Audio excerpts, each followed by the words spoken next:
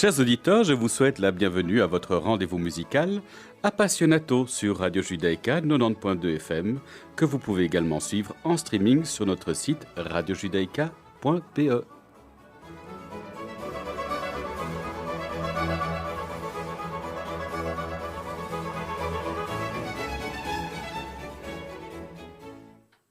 Nous avons l'immense plaisir d'accueillir aujourd'hui la pianiste et actrice Karine Lechner. Bonjour Karine. Bonjour Fred. Alors je résume votre parcours. Vous êtes née à Buenos Aires en Argentine. Vous passez la majeure partie de votre jeunesse à Caracas où vous commencez vos études musicales auprès de votre mère Lil Tiempo, une pédopédagogue de renommée mondiale. Vous faites votre première apparition publique à l'âge de 5 ans et vos débuts avec orchestre à 11 ans.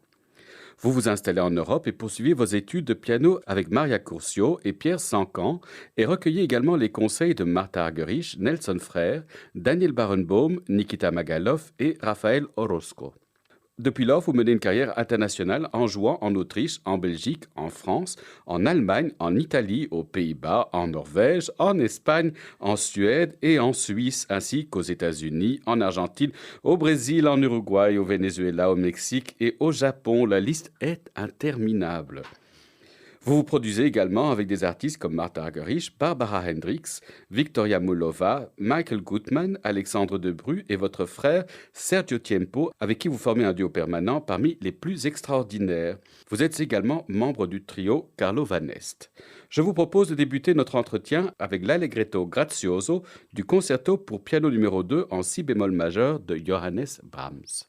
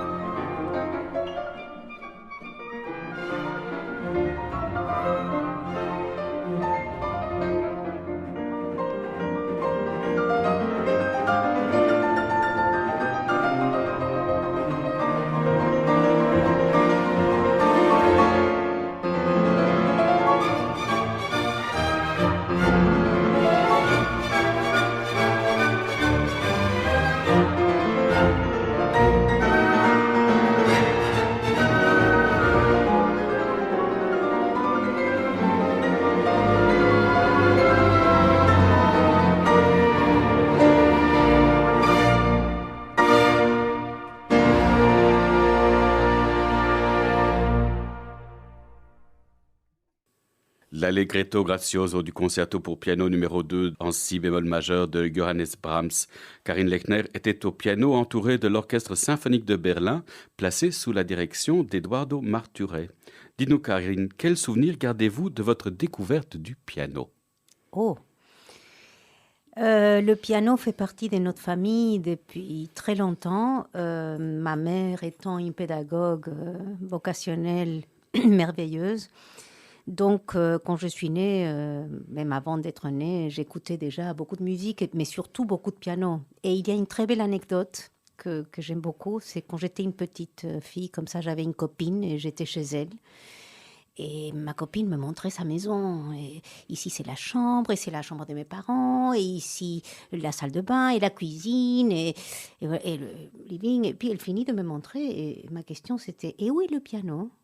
Parce que pour moi, une maison sans piano, c'était très bizarre. Donc, pour moi, le piano, ça fait partie de tout.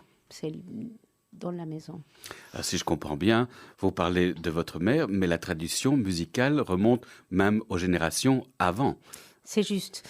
Mes grands-parents maternels, donc Elisabeth Westerkamp et Antonio de Racco, étaient pianistes tous les deux, et qui jouaient beaucoup. Et ils étaient aussi profs, et ils avaient aussi un duo. D'où l'idée peut-être qu'après, j'ai formé un duo avec mon frère Sergio. Nous allons y revenir. Oui, et du côté paternel, mon père Jorge Lechner était pianiste, mais il travaillait au Teatro Colón de Buenos Aires comme répétiteur et comme chef d'orchestre et à l'opéra, donc j'écoutais l'opéra depuis que j'étais petite. J'avais cette influence-là qui était différente du côté maternel, puisque c'était autre chose avec le chant et avec la musique de chambre. Il faisait aussi beaucoup de musique de chambre. Donc, j'ai eu beaucoup de chance. Et alors, justement, j'ai parlé en introduction de votre mère et de son rôle de pédagogue du piano. Alors, comment décririez-vous son enseignement? Il n'est pas descriptible. Je veux dire, c'est vocationnel vraiment chez elle. À 14 ans, elle a eu envie de donner cours. Elle a donné son premier cours, selon ce qu'elle m'a dit, à 14 ans. Et elle a développé sa propre méthode, qui n'est pas imitable. C'est pas possible. Moi, j'ai donné aussi cours pendant 10 ans. C'était une belle aventure, mais je pourrais jamais faire comme elle. Et ce qu'elle a, c'est qu'elle s'adapte à chaque enfant et qu'elle adore, même encore maintenant, elle découvre des choses encore maintenant. Est-ce qu'elle est sévère? C'est axé Euh, beaucoup sur la discipline? Ça dépend. Ça dépend avec qui. Avec moi, elle était, oui, stricte, mais elle sait qu'est-ce qu'elle peut demander de chacun. C'est ça qu'elle est un peu comme une magicienne. Et donc, j'admire énormément. Et je pense que c'est vrai, on ne peut pas la cataloguer, elle est sévère ou pas sévère, parce que je pense que ça dépend de l'enfant qu'elle a. En face d'elle. Oui, exactement. Alors, parmi vos influences musicales, on trouve Martha Argerich. Quels sont les conseils les plus marquants que vous retenez d'elle? Moi, je me rappelle de l'écouter répéter. Déjà, ça, quand on était à Genève, chez elle, même avant de venir vivre à Bruxelles, on devait attendre que la maison soit prête. Donc, on a passé un peu de temps chez elle. Mais elle venait aussi à Caracas quand j'étais petite. Et j'adorais l'écouter parce qu'on apprend beaucoup en écoutant aussi. Je trouvais ça passionnant. Je lui demandais toujours, puedo. Et parfois, elle disait oui, Est-ce que je parfois non. peux? Est-ce que je Oui, peux? est-ce que je Puedo. peux, est-ce que je peux. Et, euh, et donc, Martha, pour moi, c'est ça. L'écouter, c'est toujours à nouveau une découverte, un moment précieux, privilégié. Et quand elle m'a donné des cours, enfin, on ne peut pas appeler ça des cours, mais j'ai joué pour elle. Elle m'a donné des feedbacks super aussi. Mais oui, c'est surtout l'écouter, parce que j'ai eu des feedbacks de Rafael Orozco, de Nelson Freire, d'autres pianistes qui m'ont... Radu Lupu, je me rappelais l'autre jour, parce que je répétais le 4e Beethoven. J'avais joué pour lui le 4e Beethoven à la maison. Et donc, c'est très intéressant, parce qu'on recueille différentes influences qui sont très enrichissantes. Alors, je vous propose de poursuivre avec Fête, tiré des Nocturnes de Claude Debussy. Vous y jouez avec votre frère Sergio Tiempo.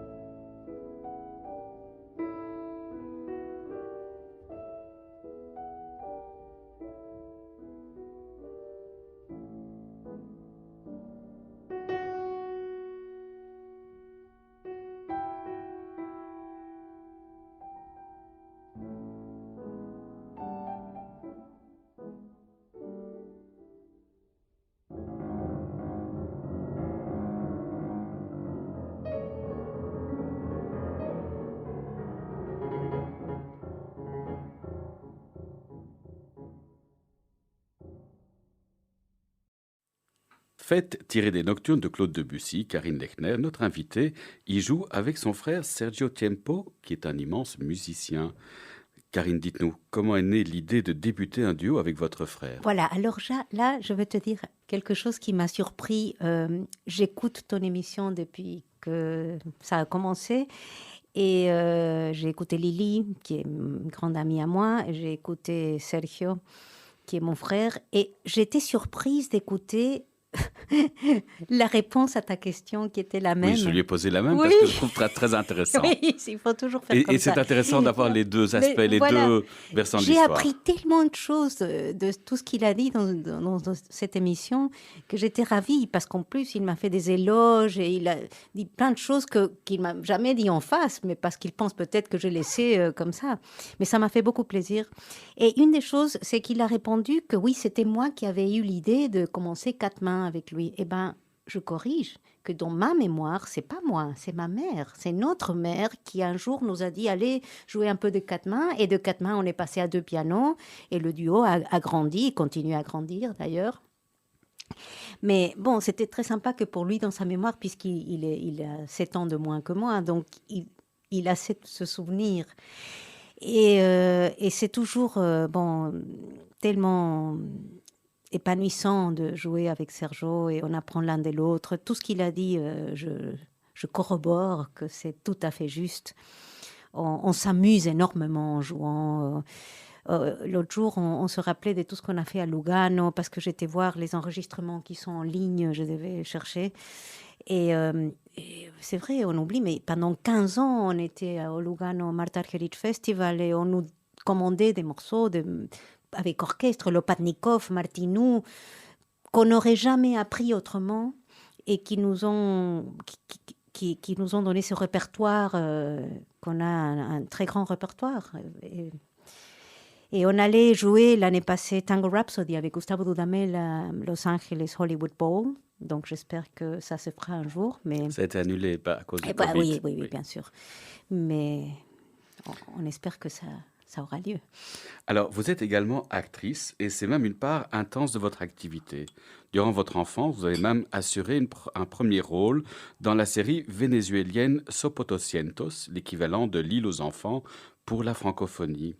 Comment avez-vous découvert ce talent d'actrice? Non, bon, c'est venu un peu par hasard. J'avais 7 ans et ma mère avait une amie actrice qui lui parlait un jour d'une émission, enfin, comment on appelle ça, De d'une émission. divertissement pour les enfants? Oui, c'est Oui. ça, comme Sesame Street, un peu ce type éducatif, éducationnel comme ça pour les enfants.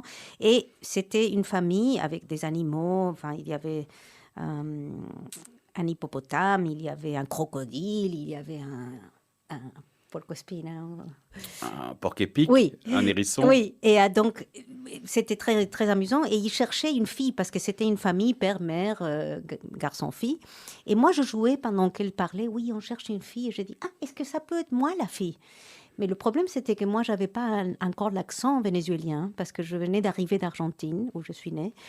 Et donc, ils ont dit, bon, mais tu sais, il faut une vénézuélienne. Hein. Ah, bon. J'ai dit, non, mais moi, j'ai envie de faire. Il y avait 300 filles qui se sont présentées. Je la fais un peu courte, mais je me suis préparée. Enfin, j'ai écouté beaucoup comment parle l'accent vénézuélien. Et il paraît que le jour de ça, je ne me rappelle pas, mais ma mère me dit que le jour de l'audition, j'avais beaucoup de fièvre. Et ma mère m'a dit, écoute, tu ne pourras pas aller. J'ai dit, oui, tu vas me donner une aspirine et je vais y aller. Et j'ai été choisie comme Tinita. Et pendant combien de temps vous avez tenu Alors ce rôle? ça a commencé, j'avais 7 ans, ça a duré 1 an, il y a eu 150 chapitres, ça passait 2 fois par jour. À l'époque, il n'y avait pas encore couleur, c'était blanc et noir. Et beaucoup moins de chaînes, j'imagine. Et beaucoup moins de chaînes, il n'y avait que 4 chaînes, mais ça avait un succès, je ne pouvais pas sortir dans la rue, Tinita, Tinita, je ne pouvais pas aller au cinéma, ça, c'était la partie que j'aimais le moins parce que j'avais pas vraiment de liberté, on me reconnaissait trop, quoi. Et après de ça, il y a eu d'autres émissions, d'autres choses. Il y a eu un peu plus dramatique, Corazon d'Edmundo D'Amicis, donc une adaptation, et puis des pièces de théâtre adaptées à la télévision. Et donc, de 7 à 9 ans, je jouais au piano. Enfin, j'étais pianiste et comédienne et j'allais à l'école et je faisais la danse classique. Je ne sais pas comment je trouvais le temps pour faire tout ça. En plus, je jouais avec mes copines. C'était les années les plus belles, je pense, dans ce sens-là, où j'avais le temps illimité pour tout faire, tout ce que j'aimais.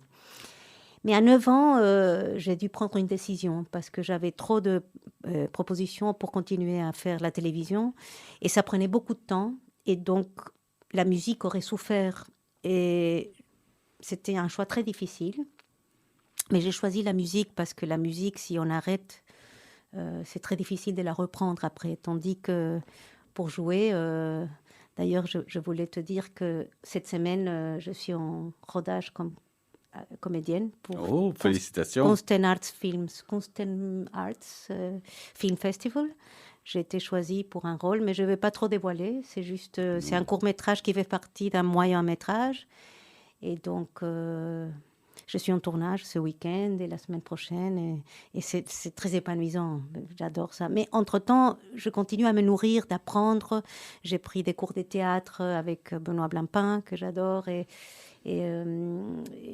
depuis le Covid, via Zoom avec l'Argentine, en espagnol aussi, et atelier cinéma j'ai fait. Bon, donc c'est vrai que je pense que j'ai fait le bon choix, mais on ne pourra jamais savoir. Mais, mais je pense que Vous n'avez pas fait de choix en fait, vous menez les deux, ce qui est assez rare de mener à la fois une activité de musicienne et d'un autre côté une activité d'actrice.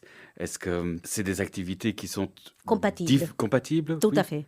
Oui, parce que c'est la même chose. C'est ça qui me passionne quand je joue comme comédienne, c'est que je retrouve tellement de choses comme dans la musique. La façon de travailler, la façon d'exprimer les choses, l'analyse qu'on doit faire, comment on sent les choses. C'est vraiment la même chose. Oui, presque la même chose. Alors, votre fille Natacha est également une pianiste accomplie et j'ai cru comprendre que grâce à elle, vous avez effectué vos premières expériences comme chef d'orchestre. C'est Comment ça. cela s'est C'est passé? ça. Ça s'est passé parce qu'elle était invitée à 9 ans ou 10 ans, je ne me rappelle pas, je crois qu'elle a 9 ans, à jouer le premier Beethoven comme la plus jeune soliste avec la Philharmónica de Buenos Aires au Teatro Colón. Euh, et donc, c'était une grande responsabilité. Elle adorait l'idée et tout ça, mais je dis oui, mais avant d'aller au Teatro Colón, il faudrait que tu puisses le jouer avant, quelque part. Et à l'époque, j'avais un ami chef d'orchestre qui avait un orchestre à Londres et qui faisait, pour répéter les chefs d'orchestre, ils ont besoin d'orchestre. Donc, Forcément. voilà, forcément. Donc, je me suis dit, bon, alors, peut-être je pourrais la diriger au premier Beethoven. Et je me suis entraînée avec Gabriel Laufer, qui reste un grand ami et qui était un excellent professeur. Et c'est comme ça que je me suis lancée. C'était une aventure très excitante et qui s'est très bien passée. Et suite à ça, je l'ai encore dirigée en Mozart, ici à Bruxelles, au Do majeur 467. Et le plus challenging, c'était au Venezuela, avec l'orchestre des jeunes au Venezuela, qui était super orchestre, où le programme était concerto de Ravel en sol, le premier concerto de Liszt et Nuages et Fêtes, tu as choisi Fêtes, de Debussy. Donc là, je me suis beaucoup préparée. J'étais à Berlin, écouter Daniel Barenboim, regarder Daniel, parce qu'on apprend beaucoup en regardant aussi. Et j'ai adoré. J'ai adoré. Bon, peut-être un jour, je pourrais retourner à cette aventure. Mais c'est une sensation énorme. Mais quand on est musicien, peut-être on peut faire différentes choses. Enfin, je ne veux pas prendre le violon maintenant, mais c'est comment on sent la musique, comment on entend la musique à l'intérieur, qu'est-ce qu'on veut obtenir de la musique. Pas tous les musiciens se sentent capables de diriger, hein. Il y a beaucoup qui Non, ne l'envisagent pas, non. d'autres Mais moi, je ne me le sentais pas sautent. capable. C'est mon frère Sergio. Et c'est pour ça qu'on est si proches aussi. C'est parce que on donne confiance à l'autre, on s'injecte la confiance l'un à l'autre. Et je dis, mais Debussy, je pourrais pas. Il m'a dit, oui, tu pourras, oui, oui, oui, tu pourras, regarde. Et puis voilà, c'est comme ça, il m'a encouragée. Et bon, c'est vrai que j'ai Est-ce que pu. vous pensez que vous arriveriez à le convaincre de faire la même chose, Oui, bien sûr. de Il tenter la doit direction d'orchestre? absolument qu'il doit diriger un jour. Ça, je suis convaincue. Il serait excellent aussi. Alors, je vous propose justement de vous écouter, vous et votre frère, donc Sergio Tiempo, dans la Tango Rhapsody du compositeur Federico Russit. Donc, Sergio Tiempo et vous-même êtes accompagnés de l'orchestre de la radio suisse italienne, placé sous la direction de Jacek Kapczyk.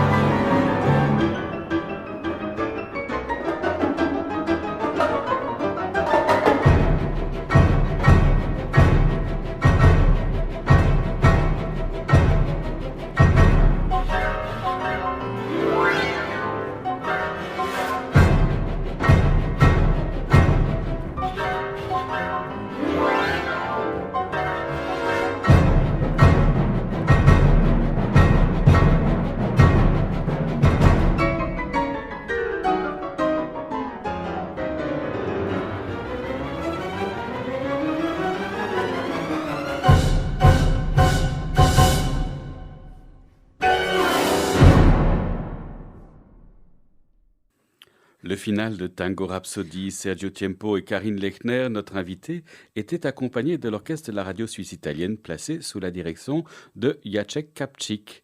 Alors, Tango Rhapsody marie simultanément une action scénique et une pièce musicale. Mm. C'est un mariage assez unique. Est-ce facile pour vous de faire les deux en même temps? Oui, alors ça c'était, comme toujours je veux jouer comme comédienne, c'était idéal parce que je pouvais combiner les deux et Sergio aussi, qui est excellent comédien aussi, by the way.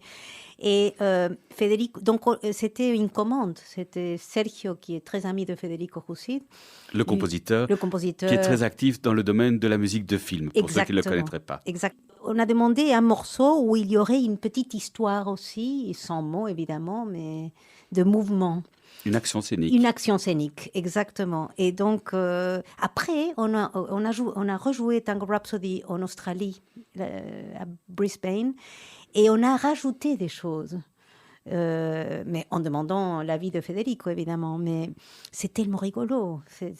Vraiment, on s'amuse énormément. Alors, c'est une œuvre que vous avez créée au festival Progetto Marta Argerich. Comment s'est passée votre collaboration avec le compositeur Federico Roussy?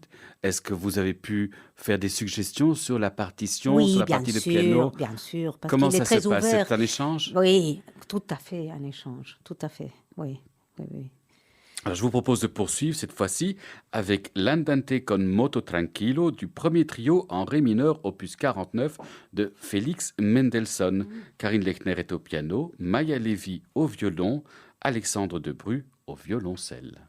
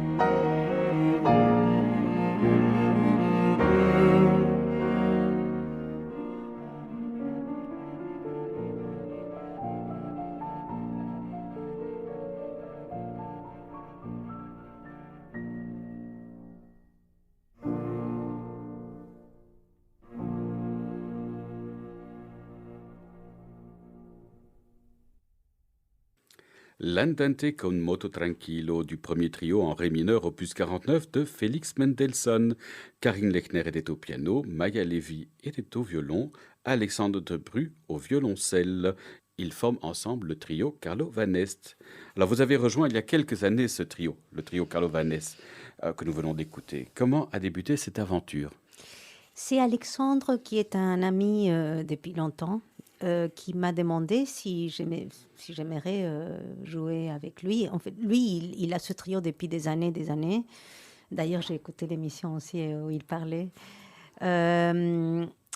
Et voilà, j'ai rejoint et je le remercie énormément parce que, à nouveau, je m'amuse énormément. J'ai appris plein de répertoires qui est tellement beau. Et on a eu des violonistes différents, mais lui et moi, ça fait longtemps qu'on y est. D'ailleurs, maintenant, on a un duo et on a sorti ce CD Pegasus. On va en parler tout de suite. J'aime beaucoup cet échange de trio. Alors, en général, quelle place occupe la musique de chambre dans votre activité de musicienne? Elle occupe la place avec les autres. C'est avec le duo avec mon frère. Ça m'arrive de faire d'autres... Bon, maintenant avec Alexandre. J'aime beaucoup faire des quatuors, des cantates quand c'est possible. J'aime beaucoup... Enfin, on a fait 4 pianos aussi avec ma fille et ma mère. C'est ça qui est merveilleux en musique. On n'a pas le temps de s'ennuyer du tout. Vous aimez l'échange? J'aime beaucoup l'échange. J'aime beaucoup... Récital, c'est quelque chose d'autre. J'en ai fait des récitals, j'en fais de temps en temps, mais là, on est très seul. Donc... Vous aimez moins? Non, quand je le fais, j'aime. Mais la préparation est tellement beaucoup plus exigeante et beaucoup plus d'heures au piano que... Oui, voilà. Mais une fois que je suis... Pourquoi? Parce qu'on est confronté uniquement à soi-même? Oui, c'est ça. On est confronté à soi-même. C'est moi qui prends la décision de tout. Bon, je peux jouer pour les autres à qui j'ai fait confiance. Mais quand même, c'est assumer ça... Mais une fois quand je l'ai fait, les derniers récitals que j'ai fait, j'avais un bonheur. Parce que l'avantage, c'est qu'on est seul, on fait ce qu'on veut. On ne doit pas négocier. on est libre, on est plus libre en faisant des récitals. Mais on doute Oui, davantage. c'est ça. C'est plus laborieux. C'est ça. Et l'échange, moi j'adore l'échange. Et c'est pour ça que je reviens quand j'étais comédienne. Qu'est-ce qui me plaisait tellement? C'était d'être en troupe. On est ensemble avec d'autres. C'est ça que j'adore. Alors justement, vous venez nous présenter un nouvel album, Pegasus, que vous avez enregistré avec le violoncelliste belge Alexandre Debru. Qu'aimez-vous chez Alexandre, chez cet artiste? J'aime beaucoup la passion qu'il a et comment l'intensité, parce que je me sens aussi très intense. Enfin, on dit de moi aussi, Karine est tellement intense, pas seulement C'est comme vrai, je vous musicienne, connais, mais c'est vrai. aussi comme personne. Oui, tout à fait. Et donc, j'aime bien quand il y a quelqu'un d'autre qui est aussi comme ça, parce que c'est beaucoup plus facile la communication. Donc, oui, j'aime ça. Alors, je vous propose de vous écouter dans l'introduction et Polonaise brillante opus 3 de Frédéric Chopin.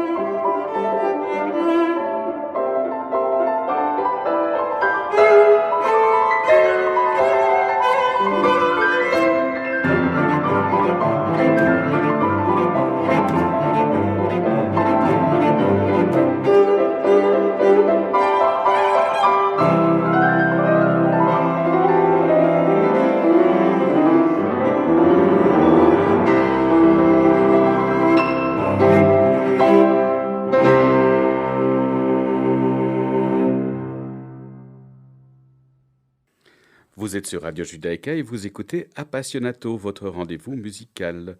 Alors Karine, nous avons comme tradition d'offrir à notre invité le choix de partager avec nos auditeurs un morceau.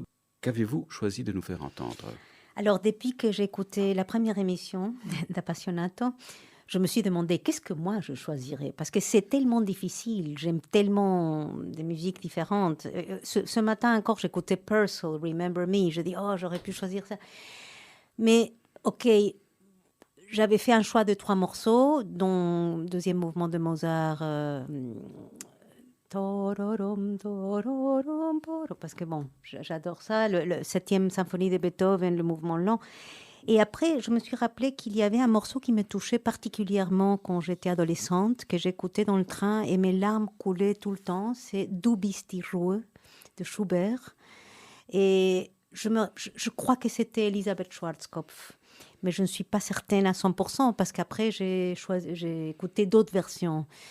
Et je ne l'ai plus réécouté depuis, parce que c'était une émotion tellement forte que, voilà, peut-être j'ai un petit blocage pour le réécouter, donc peut-être c'est l'occasion maintenant. Alors, on va le réécouter maintenant. Je dois dire que j'ai mis pas mal de temps à le trouver. C'était pas quelque chose qui était Ah, facilement disponible. Donc, je suis d'accord. pas certain que c'était elle parce que Ah, elle a fait enregistrer une version qui n'a été publiée qu'il y a quelques années, alors qui ça était doit restée pas dans être les ça. archives, et deux Non, lives, un à Salzbourg avec Furtwängler et un autre avec une pianiste française d'un alors récital c'est live. peut-être pas elle que Mais c'est j'écoutais. pas grave, c'est très très beau et donc j'ai choisi de vous y faire écouter la version qui vient d'être republiée, qui est tombée dans les archives, où elle est accompagnée par Gerald Moore.